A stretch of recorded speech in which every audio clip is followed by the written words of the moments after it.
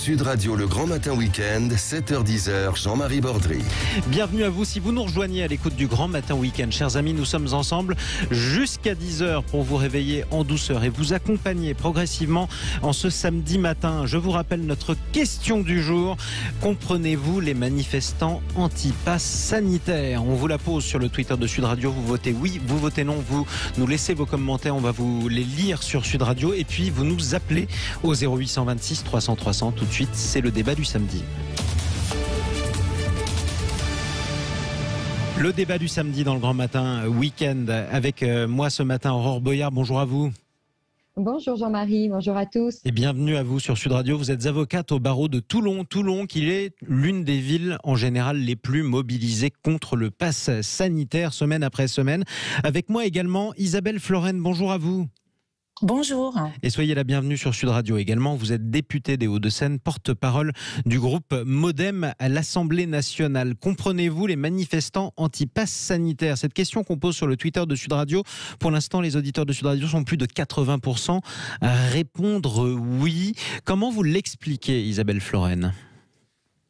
Écoutez, moi, j'ai du mal. J'ai du mal à comprendre puisqu'évidemment, j'étais favorable comme un certain nombre et l'ensemble des collègues de la majorité parlementaire à l'Assemblée nationale à l'instauration du pass sanitaire pour justement permettre de pouvoir, dans la mesure du possible, reprendre une vie à peu près normale. Maintenant qu'on a un vaccin et qu'on a la chance d'avoir un vaccin, cette instauration du pass sanitaire est pour nous est une bonne chose. Donc évidemment, oui, la liberté de manifester est un droit important en France, mais vous savez, des manifestations il y en a toujours eu, il y en aura toujours. Oui, mais malgré tout, c'est pas si habituel que ça, Isabelle Floren, que vous ayez plus de 200 000 manifestants chaque samedi en plein été.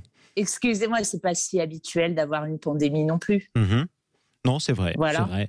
On peut aussi le voir sous cet angle. Direction Toulon avec Aurore Boyard, une des villes les plus mobilisées de France contre le pass sanitaire, avec des cortèges souvent aussi importants qu'à Paris, par exemple. Comment vous l'expliquez, vous, Aurore Boyard? Tout simplement parce que les Français déjà sont très en colère contre ce gouvernement. Ils avaient dit qu'ils n'instaureraient pas de pass sanitaire et malheureusement ils l'ont fait. Je rappelle quand même que les gens sont vraiment lassés des contradictions en fait du gouvernement et forcément dedans il y a des gens qui sont purs et durs et qui descendent dans la rue, notamment dans le sud de la France, mais il y a également beaucoup de sympathisants qui ne vont pas manifester mais qui sont parfaitement d'accord avec les personnes qui manifestent. Isabelle Floren, les atermoiements du gouvernement et de la majorité. Alors c'est vrai qu'il y a des membres de la majorité, on les a entendus, y compris sur Sud Radio, qui nous promettaient il y a plusieurs mois qu'il n'y aurait jamais de passe sanitaire. Alors il faut toujours être prudent, surtout quand on a géré une épidémie avec ses soubresauts et ses donc il fallait pas dire ça à l'époque.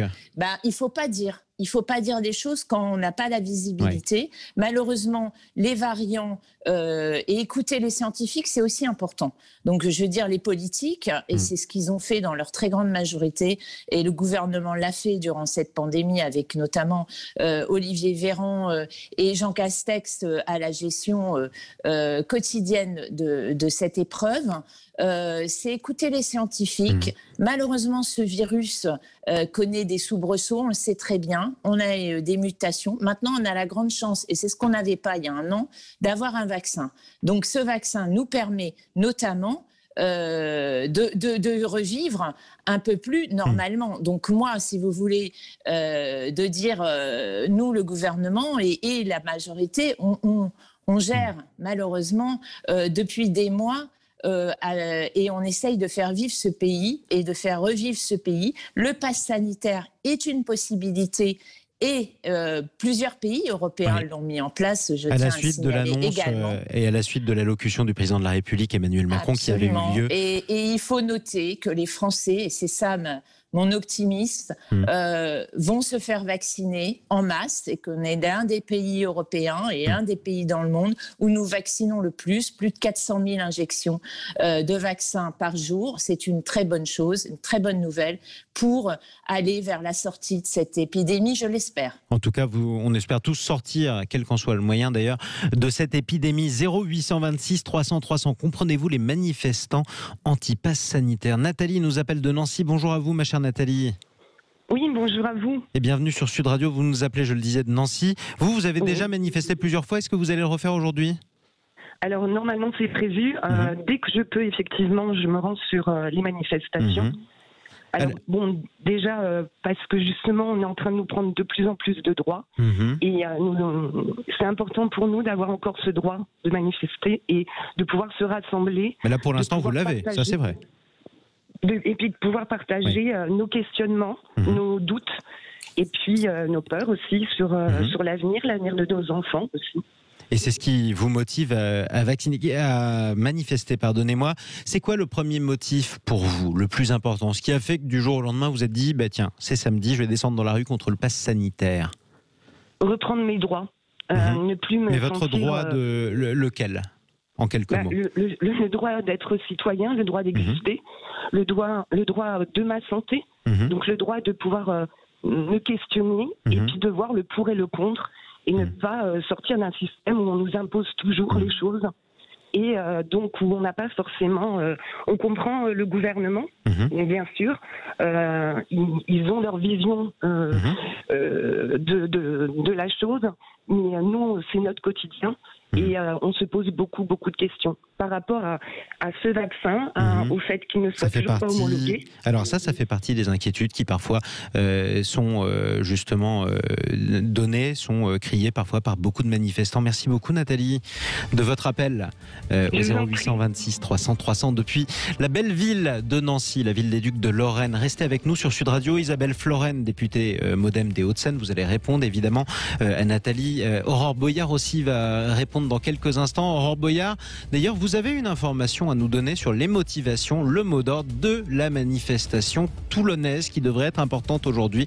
On en parle tout de suite. Sud Radio. On vous pose cette question sur Sud Radio et sur le Twitter de Sud Radio. Est-ce que vous comprenez les manifestants anti-pass sanitaire? Eh bien, vous répondez oui sur le Twitter de Sud Radio à 92% d'entre vous. Forte mobilisation des anti-pass, en tout cas sur les réseaux sociaux ce matin. Ça arrive. Forte mobilisation aussi probablement, mais on le verra bien, du côté de Toulon, Aurore Boyard, où vous êtes. Et vous avez pu contacter les organisateurs de la manifestation anti-pass. Quel est le mot d'ordre ce soir?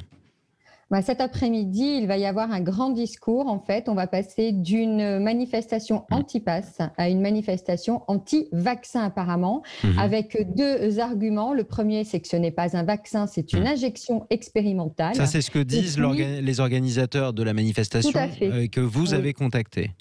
Oui, j'ai pu les contacter hier soir. Et également, deuxième difficulté, c'est l'irresponsabilité pénale des industriels qui ont fabriqué ce vaccin, qui choque énormément et qui du coup leur permet de dire, parce que c'est là aussi toute la difficulté on a avec ce gouvernement qui tâtonne et qui ne sait pas trop ce qu'il fait quand même, et j'y reviendrai dans 2 secondes et demie, c'est que instaurer une irresponsabilité pénale des industriels sur des injections, ça pose quand même problème et ça interroge. Et forcément, ça donne matière à discussion et matière à contestation. Il faut quand même rappeler. Alors deux choses, justement, l'an dernier, ce qu'on a vécu qui était extrêmement compliqué pour le personnel soignant, mais aussi pour toutes les victimes du coronavirus. 2 choses, Aurore Boyard, vous parliez tout à l'heure de la distinction entre ceux qui portent le pass et ceux qui ne le portaient pas, des atermoiements du gouvernement au fur et à mesure de la pandémie. En revanche, là, si vous me dites qu'une manifestation à Toulon, elle est contre le vaccin, qu'elle parle d'injection expérimentale, on est passé à autre chose. On est complètement passé à autre chose, c'est-à-dire que pour moi, on a même reculé. C'est-à-dire qu'aujourd'hui, on était sur des manifestations anti-pass. Maintenant, on est même sur des manifestations apparemment, puisque c'est ce qu'ils m'ont dit hier. En tout cas, de ceux que vous avez contactés, voilà. Tout à fait, qui vont basculer sur un anti-vaccin, alors qu'on aurait pu penser que cette question ne se posait plus aujourd'hui. En réalité, elle va ressortir. Alors moi, je pense que tout ça, ça ressort aussi. Pourquoi ? Parce que je rappelle quand même que des épidémies, on en a toujours connu. Ça, même si on n'en a pas... Voilà, en 1974 quand même, il y avait la grippe de Hong Kong. C'est pas une raison, Ceci non, mais enfin, je veux dire, on n'a jamais fait de tout ce qui était anti-pass. Et puis surtout, c'est le problème de communication. Ce gouvernement communique en permanence. La réponse, justement. Il devrait plutôt se taire à certains moments et n'intervenir qu'à des moments clés et pour expliquer aux gens ce qui se passe. Parce que les 2 croque-morts l'an dernier qui nous débitaient tous les jours, le nombre de morts, il faut quand même le dire, ça a été extrêmement angoissant pour les Français. Cette peur que les Français ont eue, ils l'ont toujours aujourd'hui, il y a des séquelles de cela. Et c'est effectivement cette mauvaise communication et cette angoisse que ce gouvernement, dans cette mauvaise communication, a gérée. De toute façon, c'est un gouvernement exclusivement de communication et beaucoup moins de fond. Allez, la réponse de la majorité, je vous propose, ma chère Aurore Boyard, puisqu'on est avec Isabelle Florennes en direct sur Sud Radio, porte-parole des députés Modem à l'Assemblée nationale. Plusieurs choses dans ce que vient de nous dire Aurore. J'aimerais qu'on vienne d'abord avec vous, Isabelle Florennes, sur le mot d'ordre des organisateurs de la manifestation de Toulon anti-vax. Vous faites la différence entre anti-pass sanitaire et anti-vax ou pas, Isabelle Florennes? J'ai du mal, je vous avoue, voyez, les atermoiements, vous parliez des atermoiements du gouvernement, moi je parle des atermoiements des manifestants qui cherchent surtout à être anti, et on le voit bien dans ces manifestations, une récupération politique, notamment avec monsieur Philippot ou consort. Donc là, la manifestation des anti. Moi, je ne vais pas rentrer dans le débat. Tout ce que je constate, c'est que au fur et à mesure, enfin, ces dernières années, ce siècle dernier, on a eu la chance d'avoir les vaccins. Les vaccins dans le monde, à travers un certain nombre d'épidémies, ont permis d'éradiquer des maladies très graves. Je ne reprendrai pas, mais il y a eu la variole, il y a la tuberculose. Enfin, je veux dire, la technologie des vaccins, qu'on me dise que c'est expérimental, je dis non.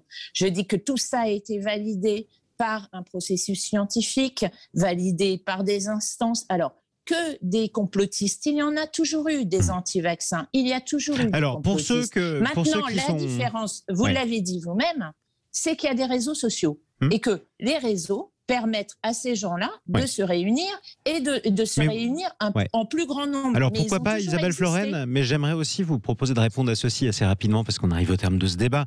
Vous avez entendu Nathalie qui nous appelait au 0826 300 300 depuis Nancy il y a quelques instants. Vous n'êtes pas obligé de la traiter de complotiste, vous n'êtes pas d'accord. Est-ce que vous pouvez comprendre qu'elle ait peur? Je répondais aux anti-vaccins et à l'irrationalité de leurs propos. Et pourtant, pour madame, votre auditrice, c'est différent. Votre auditrice, je la comprends. Elle dit qu'elle a besoin d'informations. Elle dit qu'elle comprend aussi le gouvernement, mais qu'elle a besoin d'informations, qu'elle a des interrogations. Là, très clairement, c'est le rôle des médecins. C'est le rôle des médecins, c'est le rôle des soignants.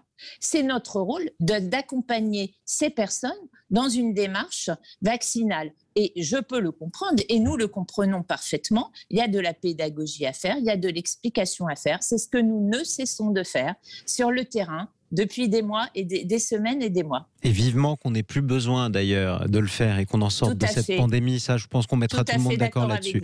Merci beaucoup, Aurore Boyard, d'avoir pris la parole depuis Toulon aujourd'hui. Je rappelle que vous êtes avocate au barreau de Toulon, c'est dans le Var par définition. Merci Isabelle Florennes d'avoir participé au débat du samedi sur Sud Radio, porte-parole des députés Modem à l'Assemblée nationale. Chers amis, on vous l'a posé sur les réseaux sociaux, sur le Twitter de Sud Radio, cette question: est-ce que vous comprenez les manifestants anti-pass sanitaire? Et bien sûr, Twitter, vous êtes, tenez-vous bien, 92%